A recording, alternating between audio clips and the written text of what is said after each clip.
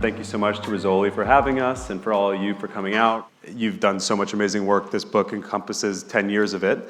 But I think for you at the start, it was kind of a surprise, right? You kind of took a chance with this. So maybe you could tell us a little bit about, what it is that you do right now and kind of how that came about and just set the kind of foundation for your story here. Well, first of all, thanks everybody for coming tonight. And thank you, Ben, Dezeen, and Rizzoli for hosting us.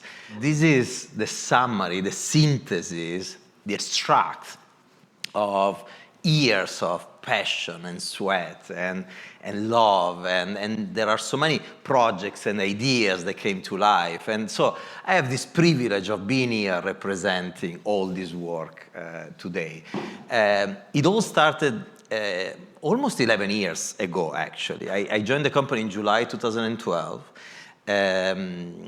With Indra Nooyi, the CEO of the company back then, that had a vision of bringing design in-house and creating a design capability that could somehow help her and the executive team back then in the transformation of the company.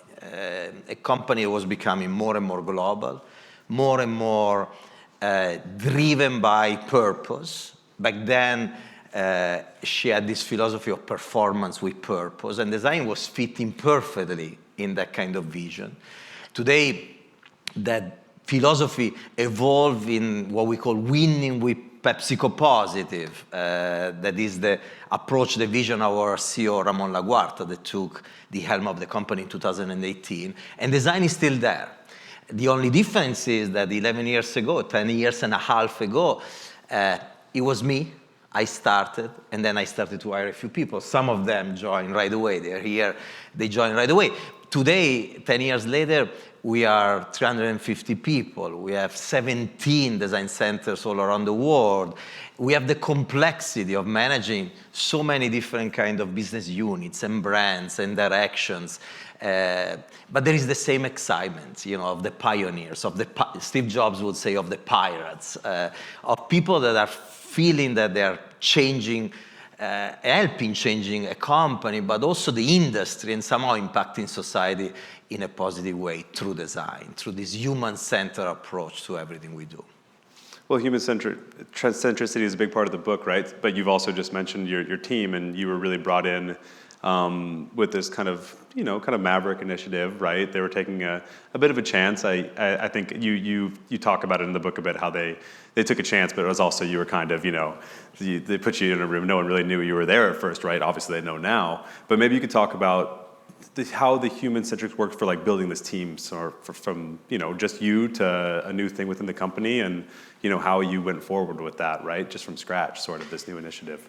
Look, I joined the company in a moment of major change, not just of PepsiCo, but of society overall.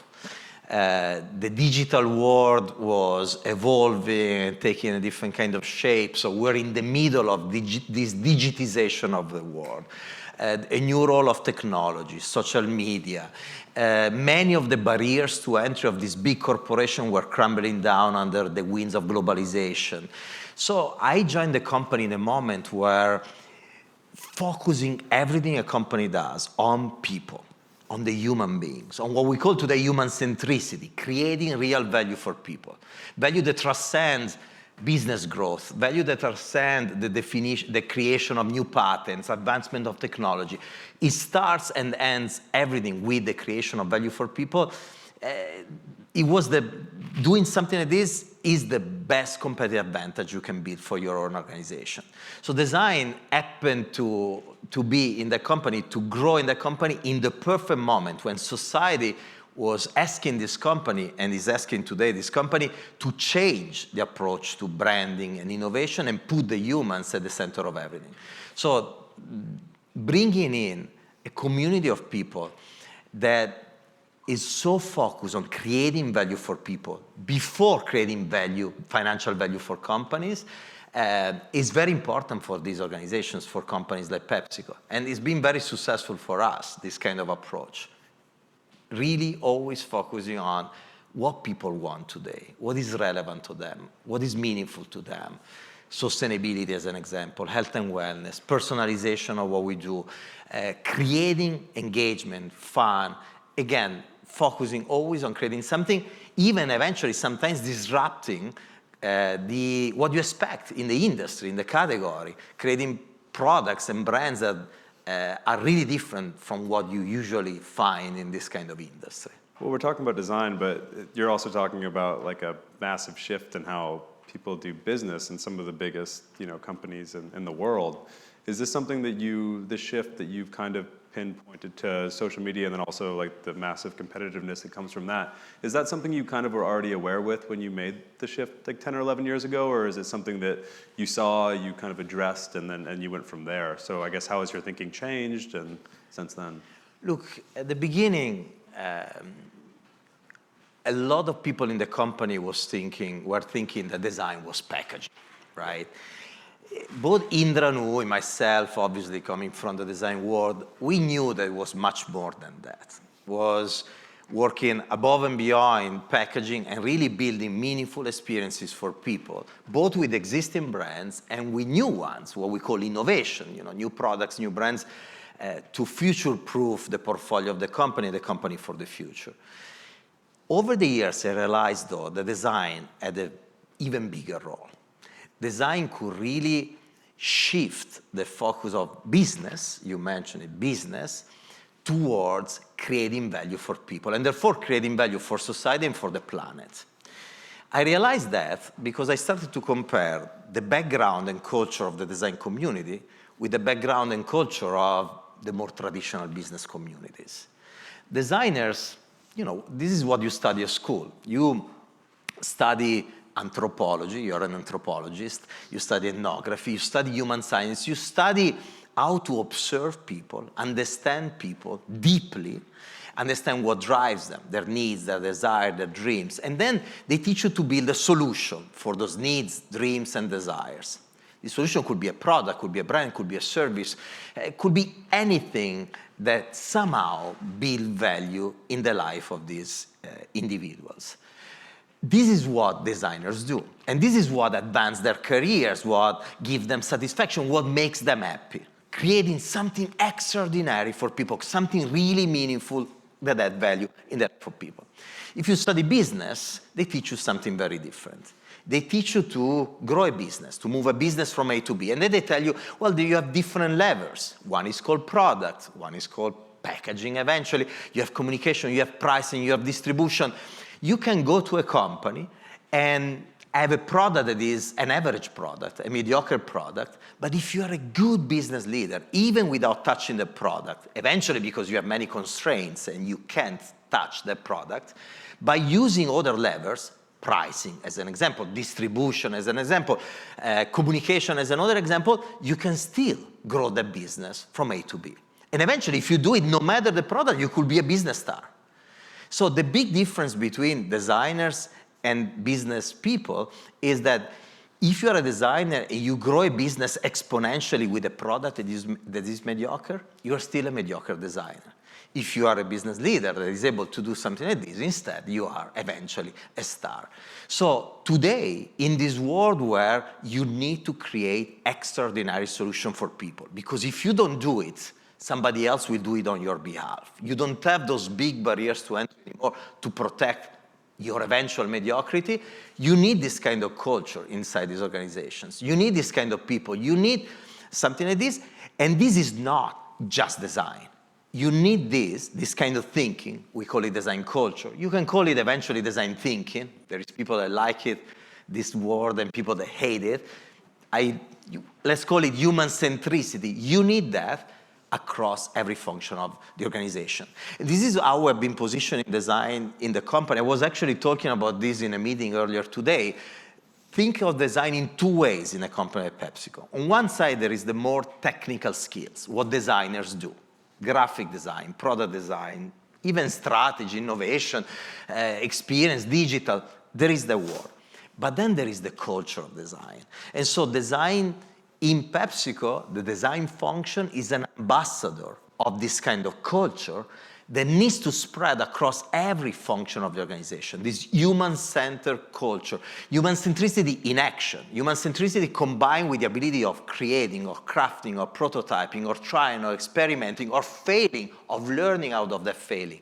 This is what design is and the real value that is bringing to this organization. Well, you've said before that you see your role as the ambassador kind of people within these bigger organizations.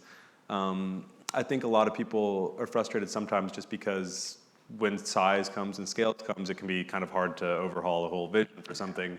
Do you think that that was a big part of that we can find people kind of at the top to really make these big decisions and be forward-looking? You've talked about how important that was, and how did that relationship pan out? Look, the role of a CEO, or at least an executive sponsor at the top of the company, is very important. When you try to drive any kind of change, in this case it's a design change, but it could be applied to any kind of cultural change inside an organization. Why? The reason is that human beings, and therefore companies are made of human beings, are reluctant to change by definition. They need and they want to protect the status quo, the safety of the status quo. Maslow explained it to us in his pyramid many years ago. It's the safety of survival, essentially.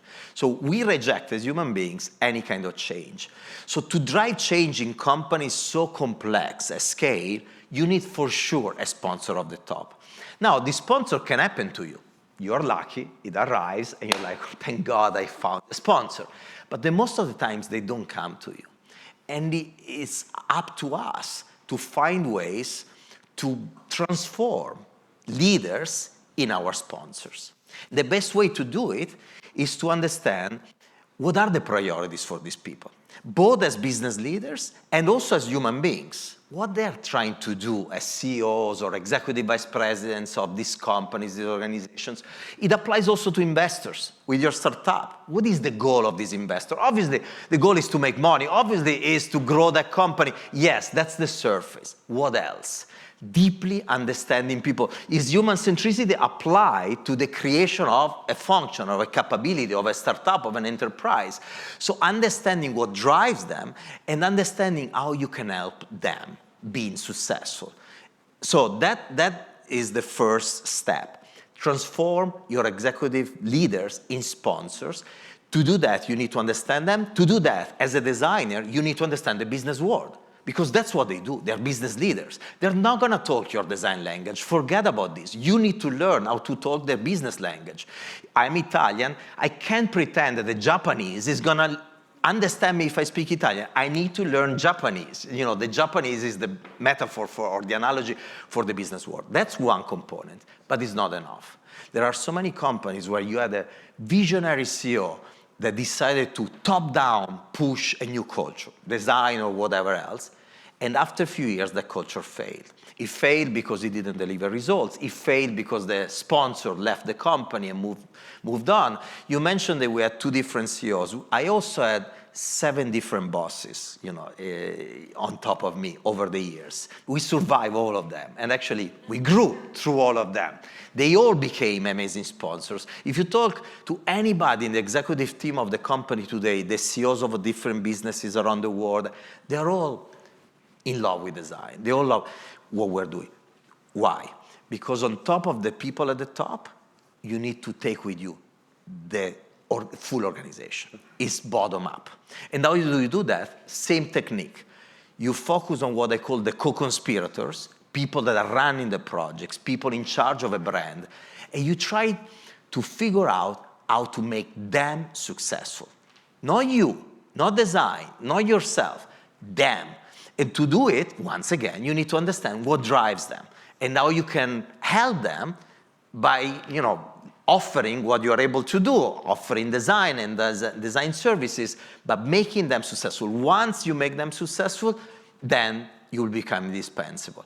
And so this is why top-down protection and sponsorship, and then finding co-conspirators in a very strategic way. We literally, 10 years ago, I sit down with HR, and we started to map the organization in 2 ways.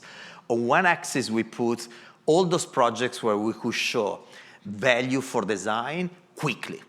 because the other problem in these companies is they have zero patience. So you need to move the needle quickly.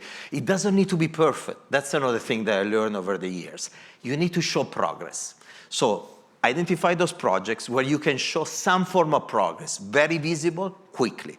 On the other axis were the people assigned to those projects. They needed to be the right one, the co-conspirators. Once you have the two connected together, there is a high probability you will be able to land proof points quickly.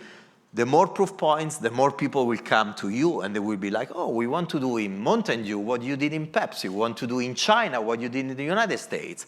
And you grow, and you build more proof points. Once you have the critical mass of proof points, the company then and just then is ready to scale up.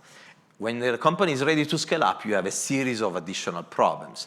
Because the people that were the pirates at the beginning, the people that were moving things with passion and with their charismatic vision and exciting everybody with what they were doing, they need to figure out now how to work in scale with big processes, with tons of people. And so they need to grow and learn. And as a leader, I needed to add other kind of skills to the organization. You know, we started to build teams that were working on processes, on tools, people that came in and were able to speak a different language, the language of business, the language of R&D, the language of finance.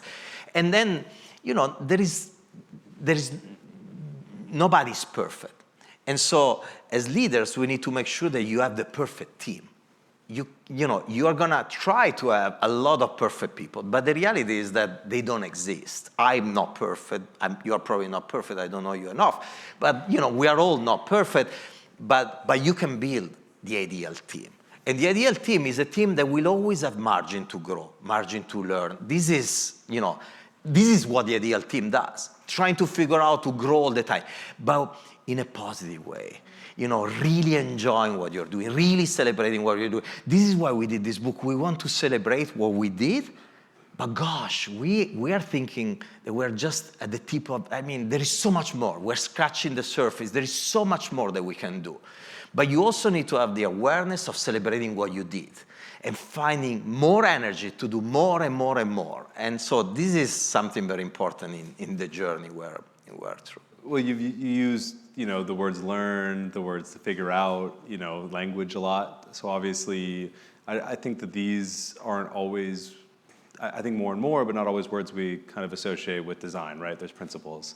So, and obviously we are learning, but like this process of also having to explain yourself, you know, and make sure you're representing what you do. It sounds like that was critical for you in sort of starting with this, and then as you've grown, right, there's more learning that needs to be done, so you're branching out. So it sounds kind of like that is a very central thing for you, like learning and then also embracing what you don't know, the diversity, and that can be seen in the various different countries that you're now also working in. Yeah, and look, I started as a designer in corporation almost 25 years ago, and always in the position of building design teams from scratch, in a way or the other. So I was forced, because of the position I put myself in, because it's not that they hire me to play that kind of role. I put myself in that position, and I was forced to look back on what was working and what was not working, and try to replicate what was working and fixing what was not working. And so it became very useful and very powerful for me to build, you know, this strategy based on experiments, based on many things that we tried and didn't go well, other things that we tried and went well. And if you think about this is design thinking in action. But instead of applying design thinking to designing a product or a building or a piece of packaging, is design thinking applied to design culture and organizations. Again, in PepsiCo, we did multiple mistakes. We learned out of them, and then we fixed them in the next iteration. Now, one of the things that help us, that often doesn't happen in companies, is that I've been in the position for 11 years. Many of the people here on my left have been in their positions for many, many years. So by the lack of rotation that we have in this function, that is an anomaly in a company like PepsiCo, where people rotate every 2 years in multiple functions, you learn. and you are reapply the learning, so it's more similar, if you want, to a startup or to an agency where you have the partners and they're there for 10, 20, 30 years. So that's interesting. If there is anybody working in another company, this is a model that has been working very well for us. Now, obviously, you need to understand how to reward these people if they don't rotate, how to grow them if they don't rotate. So there are considerations to make also in that area. But again, people that are passionate, they love what they're doing, they love the people surrounding them, and they get excited by the idea of changing an industry. They have a purpose, they have a dream. That has been probably the secret recipe of this design organization, is the reason why we're here today, and we keep growing. As we speak, we're hiring people all around the world. I think the purpose, the dream, the idea of coming to an industry and try to change that industry, as difficult as it is, as complex as it is, and trying all the time, no matter all the roadblocks and the difficulties and the problems that we face, we're there. And we see the progress, we see where we can go, and we enjoy where we came from and what we did so far. That's the secret of everything. And by the way, we go back to human centricity. We go back to people. In my book, in my previous book, in the book that I actually wrote myself, not this one where I'm just taking the privilege of representing the work of others, the subtitle is People in Love with People. Again, that's really the core of everything we do. Who are these people in love with people? These are the people in love with people. The people that love the people we're serving, so the users, the customers, the consumers, that are really driven by this passion for them. They care about creating something extraordinary for them. It's not about creating the next packaging, the next piece of content to grow the business. Yes, you need to do that. It's necessary in a company. But they are driven by doing something amazing. They want to change the industry. They want to create products that are more sustainable, that are more purposeful, that are more healthy, that are better for the world. So that's the love for the people we serve. This responsibility we have for our children, for the next generations, and we know that we are in a company like this. If this company starts to shift, the industry may shift. So we are excited by this, and we are driven by this. The second form of love is the love for what we do. We feel lucky, privileged, to have so much fun in doing what we do. And I was telling you about my parents before we came on stage. I witnessed my parents since I was a child, and still today, they're in their 80s, doing every day of their life what they love. Now, in their case, they were not lucky as I am that what they love was their job. My mother had to leave her job, and she was home, and she loves to write, and she's been writing all her life. My father was an architect and was a teacher in high school, but his passion was art. And he was carving out time to do that. I am super, super lucky that what I love to do is also my job. And I think we are all aware of this. So that's the passion for what you do. There are plenty of statistics and data that show that people that love what they do, they're better performers and they achieve better results in what they do. And if you don't love what you're doing, try to change things to make sure that you can love what you do. And if you don't succeed, leave the job and go somewhere else, because life is one, and we spend so much time at work. So if we are not enjoying what we do, we're going to be miserable in our life, and we have just one life. So now, I understand that many people don't have the privilege of choosing their job. Now I'm talking, from a privileged position. But I come anyway from an humble situation, in a very difficult kind of situation. So somehow driven by this idea that I want to do something that I love. And my parents empower me to choose the university that will give me that kind of opportunity. And again, public university was a miracle. I could go to university. I was able to do it. So it is possible, it is feasible. The third form of love is the love for the people around us. This is not a one-woman show and one-man show. This is a collective effort. We live in a society where there is such an hyper-specialization in every single field. Engineering, science, marketing. You need experts that are vertical experts, but you need them to work together in full synergy. So the love for the people surrounding you is a way to say you need to bring others with you. And you don't need to bring them with you just because it's necessary to do it, just because your job requires it to do it. You need to bring them because you're enjoying working with people that have the same dream, the same vision. And therefore, you want to surround yourself with people that are nice, that are loving, that are kind. Kindness, love, this kind of approach, for me, is a key requirement. When I joined PepsiCo, I gave a list of requirements to our HR and talent acquisition team. Kindness, being a good human being, was requirement number 0. Even before the technical skills, I wanted to have people that have that kind of approach. First, because I like it, because I love to be surrounded by this kind of people, and because I enjoy it. Second, I found a rational motivation for it, is the fact that this kind of kindness and love and trust drives efficiency, drives productivity, drives better performance. So these are the 3 dimensions of love that really help us driving design in this company in a successful way. Well, I think 3 Dimensions of Love should be your next book, because you could really even there's even a kind of a design theme of the dimensions, but that's amazing. And I think that too, I think a question a lot of people would have looking at this book is that, I didn't even realize how many labels and brands were under PepsiCo, right? It's obviously a company I've been familiar with my whole life. I grew up in the United States, right? It's classic. But I obviously have a massive team behind you.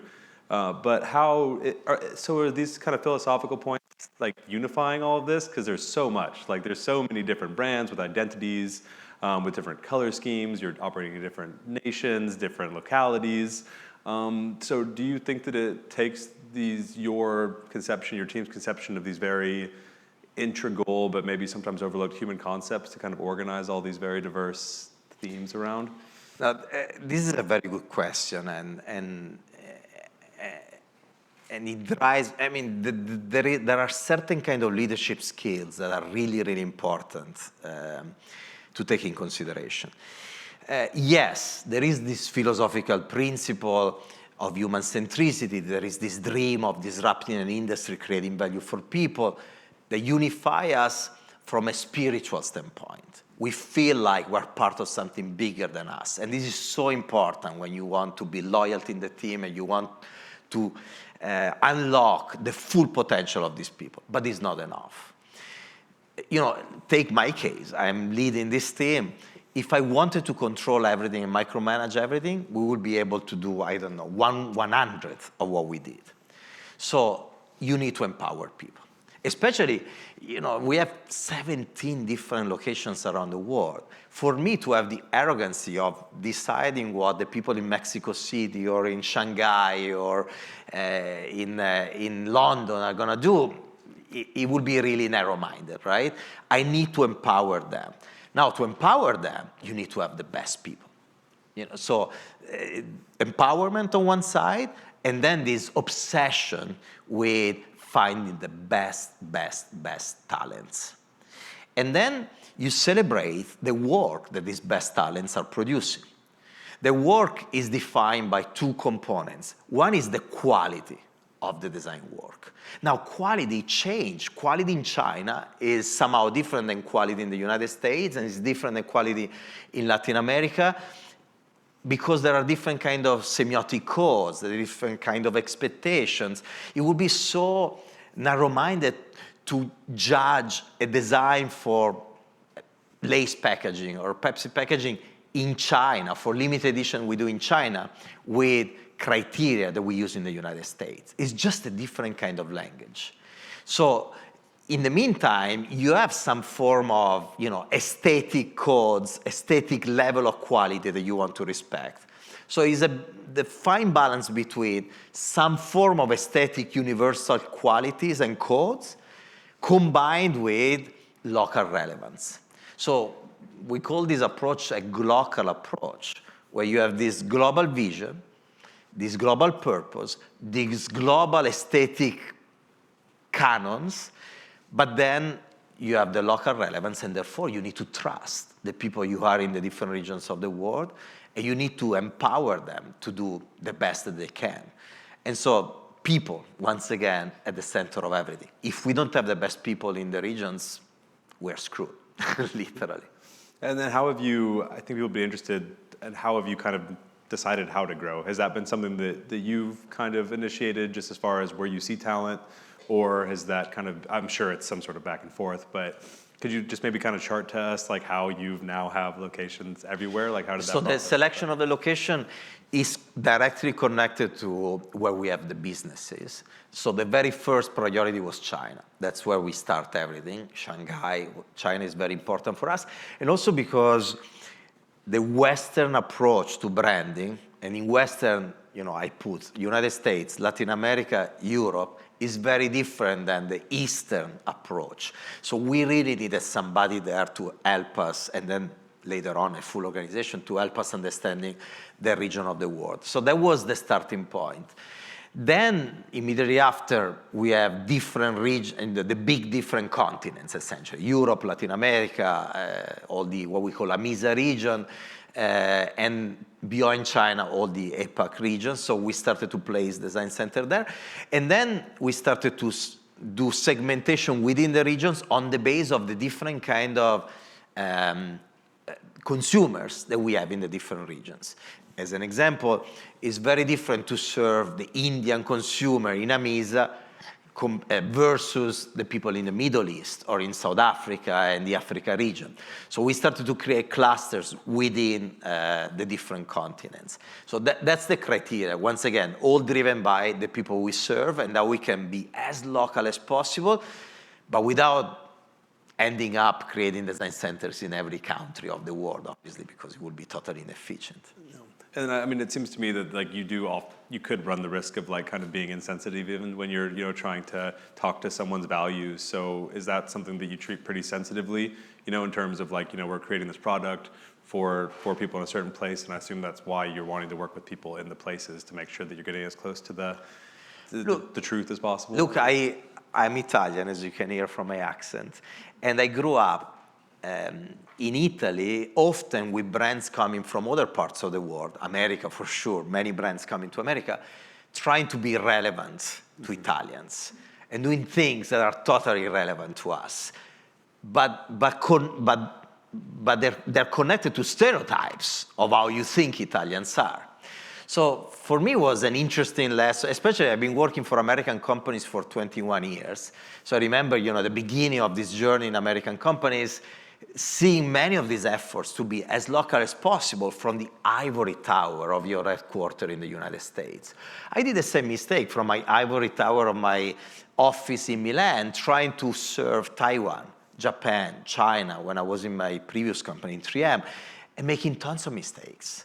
That's when I realized that you need local people to really serve the local regions. I mean, there is no way out. You can do as many trips as possible to those regions, but the reality is that success and failure is defined by details, by nuances of execution, by really reading between the lines.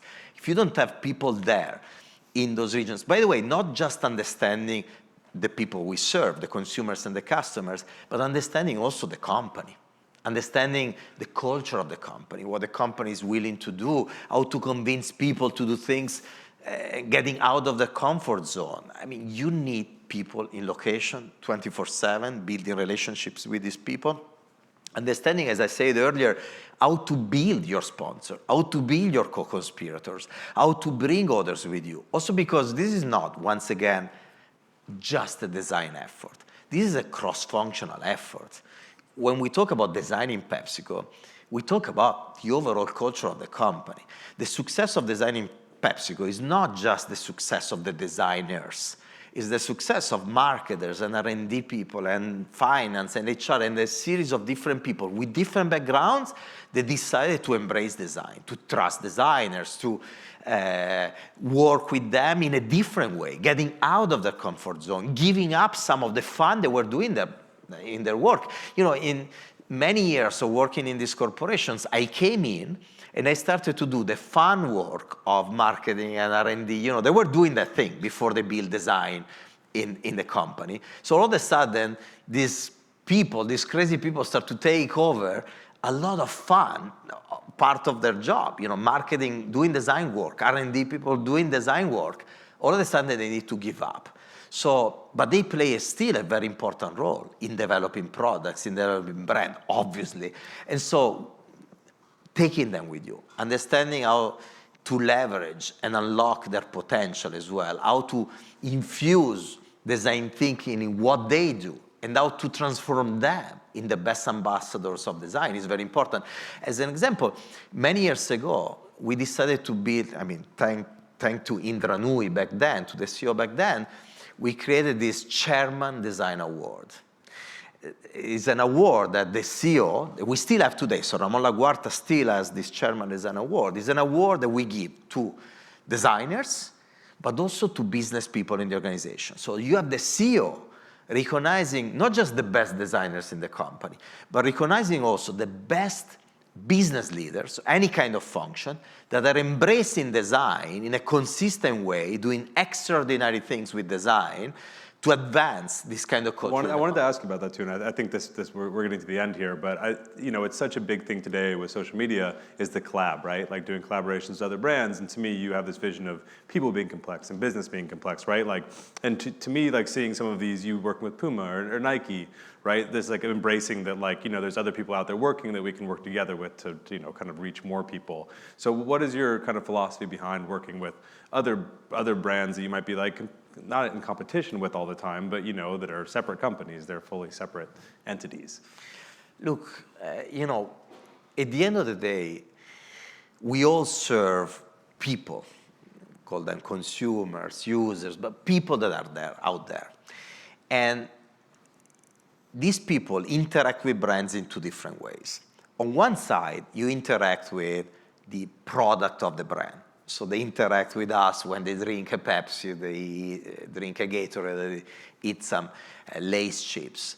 But then they interact with Adidas or Nike when they wear shoes, but then they interact with these brands through the content that these brands create.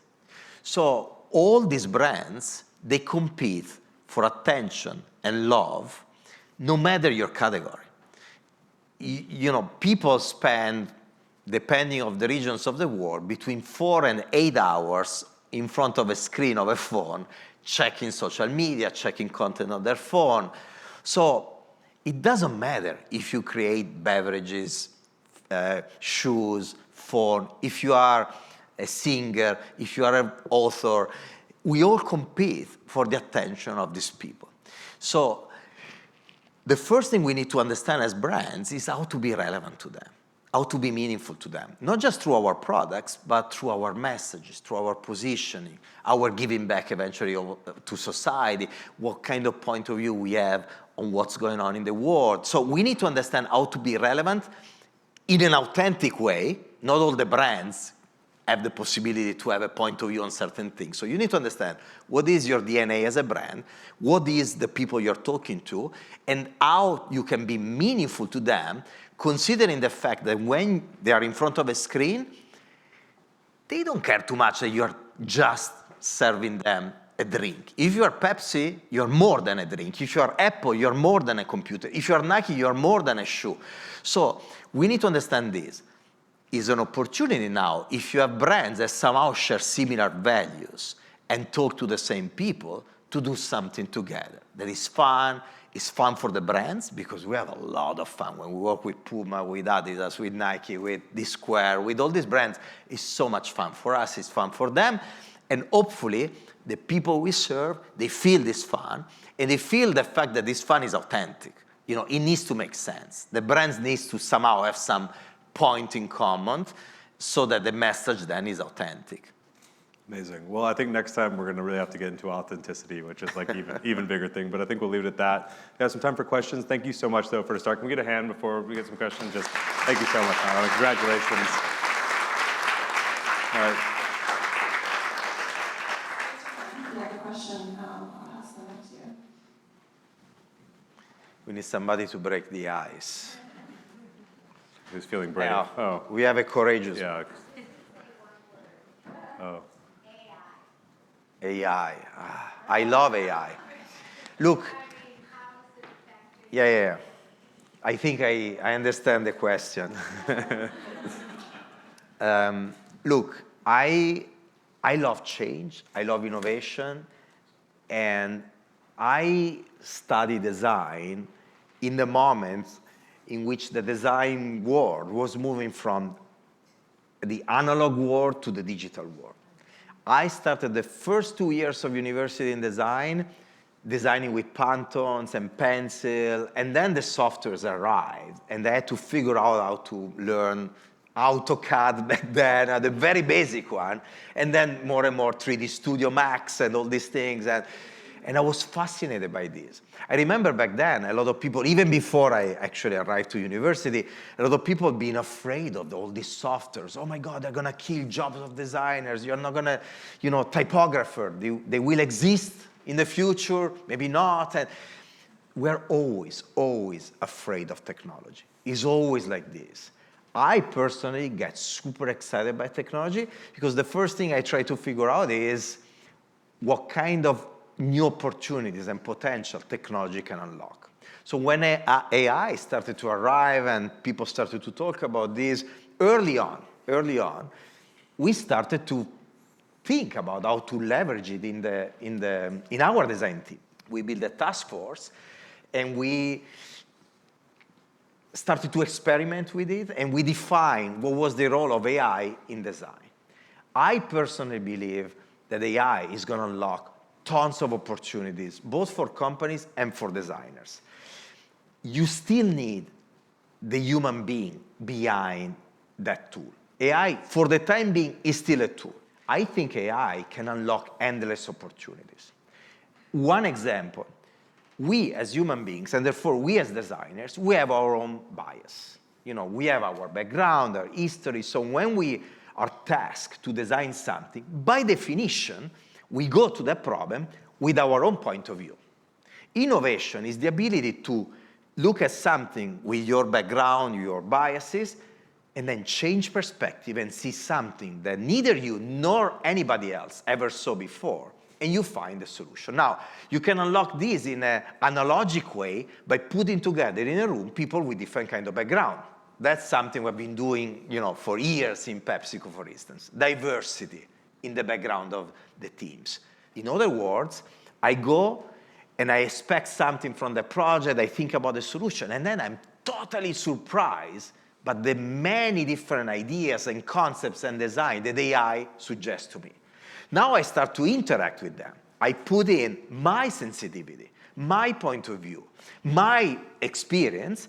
I blend it with what AI is suggesting me, and I create something new and unique and different.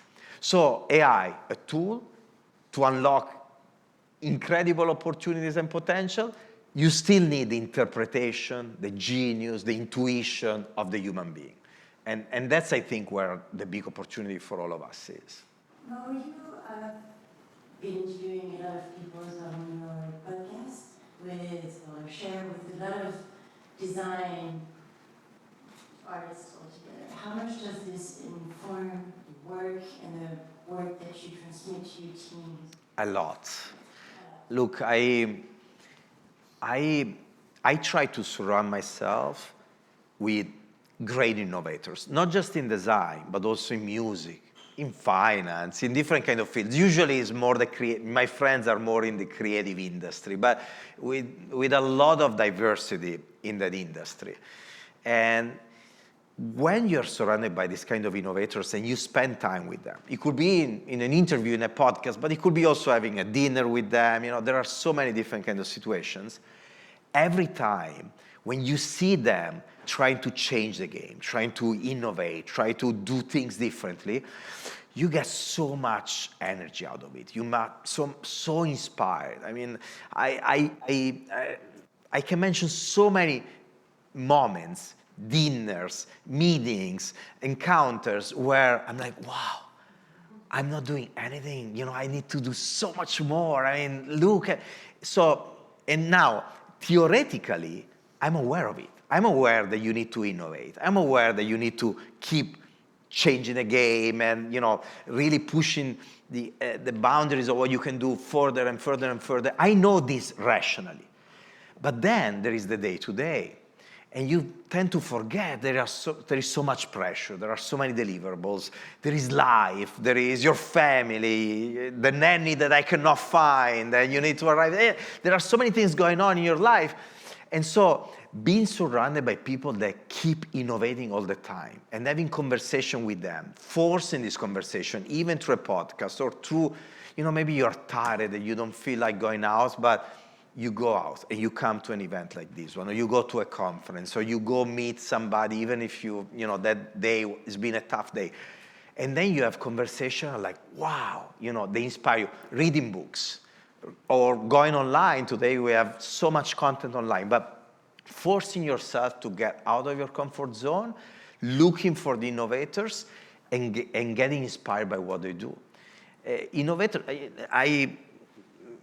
We're talking about design, but I have some famous Italian musicians and singer friends, and they're all connected by the same hunger for innovating, for doing things different, and all the time they're figuring out, even if they're super successful, they're big celebrity, and they did great things, they're always thinking, how can I disrupt myself? How can I change the game over and over and over again? And so I mentioned them because, wow, you're interacting with a celebrity. He's already at the top of everything, and this person is even trying to innovate itself, herself, himself. It is so inspiring. And if you don't, the opposite position is, well, I've been successful. I am successful. I'm the best, at what I do. And I figure out everything. You become sterile. You stop, innovating. You stop being inspired. So surrounding yourself with people that are innovators, for me, has been really powerful over the years. Amazing. Thank you so much. And thank you for the questions.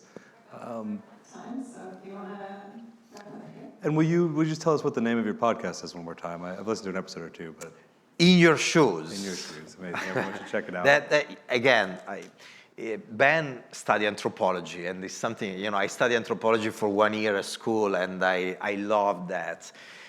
One of the things they teach you in anthropology is empathy, and is putting yourself in the shoes of others. I learned that back then, that first year of university, the importance of trying to put yourself in the mind and the heart and soul of other people. And so, In Your Shoes is all about that. I was surrounded by really, really inspiring people. I was having these dinners and private moments with these people, and we're having these amazing conversations. And at a certain point, I was like, wow, I need to bring them on stage. I want everybody to hear. On top of it, I have a collection of hundreds of shoes. So I was like, this is perfect. In Your Shoes, I think, is the perfect title for the podcast. Amazing. Well, there's a lot there, and it's been so great having you. Thanks so much for everything. Thank you for your questions. As always, give it up.